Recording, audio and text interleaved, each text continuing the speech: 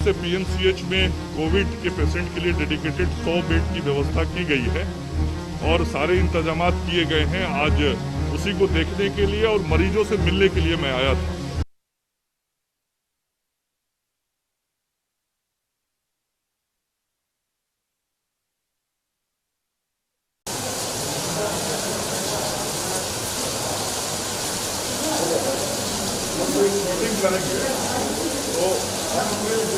लाइए सौरभ।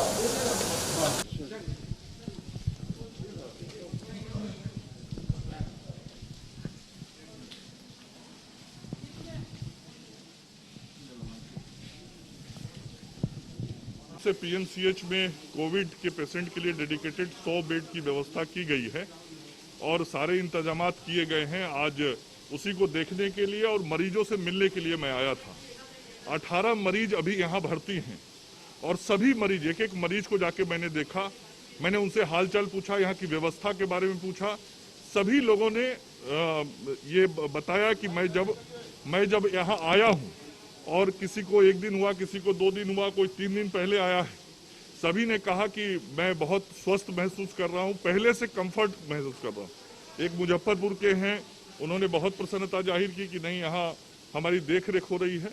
और जो ऑक्सीजन पाइपलाइन है, तो जिनको ऑक्सीजन की ज़रूरत है, जिन मरीजों को, उनको ऑक्सीजन पे रखा गया है। जिनका ऑक्सीजन सेचुरेशन 95 या 96 से ऊपर है, एक मरीज बच्ची है, उसका तो ऑक्सीजन सेचुरेशन मैंने देखा 100% था। लेकिन सबसे बड़ा अस्पताल है बिहार का, मरीजों को उम्मीद है कि यहाँ पर जो क्षमता है वो बढ़ेगी। फिलहाल अभी निश्चित रूप से मैं वही बता रहा था।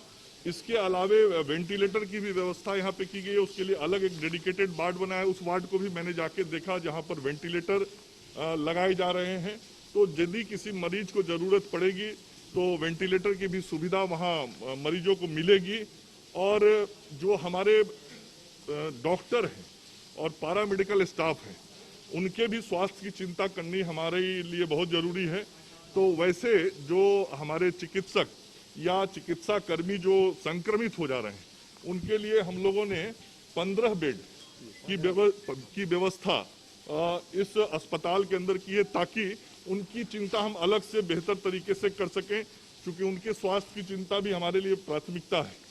तो मरीज का भी चिंता करना और चिकित्सा कर्मी का भी चिंता करना।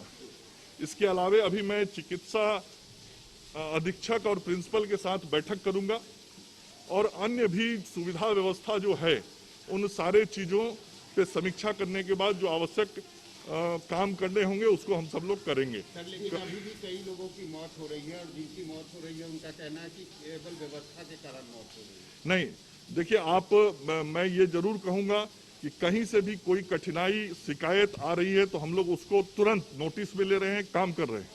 और हॉस्पिटल के बाहर भी एक मरीज के परिजन थे, वो आरोप लगा रहे थे। मैं तो यही कह रहा हूँ कि यदि कहीं से भी कोई शिकायत मिलती है तो मेरा फर्ज है उस शिकायत को दूर करना, उसको तुरंत अटेंड करना और उनकी समस्याओं का निराकरण करना।